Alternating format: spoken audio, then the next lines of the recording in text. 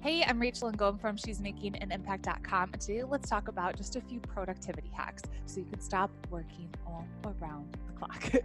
So, something I've been able to in my business is get freaking productive. So, I work when I work, and then I can have fun and enjoy life and take time off. So, one of the things that I do to stay productive is I just make a massive brain dump. If you have a journal or a planner or something like that, just write down everything that needs to get done in your business and then look at that list and say, what can I outsource or delegate and what needs to happen only from me?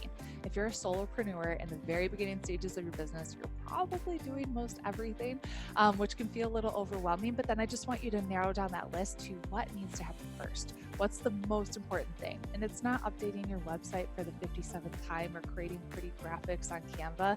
I mean, those things could serve a purpose, but for the most part, you're looking at what's going to build my email list, what's going to give me the biggest return on my time investment. When you have that list narrowed down, I want you to put it on your actual calendar. So every day, like every week, you should have a focus, and then every day you should have a focus. And so every day, maybe it's I'm going to create a blog post for Monday, and Tuesday I'm going to batch 5 videos, and Wednesday it's something else. I don't know what it is that you're doing in your specific business, but actually have a plan and write it out. Okay. So that's going to be so important. And then when you know what it is that you need to do on that specific date, set a timer.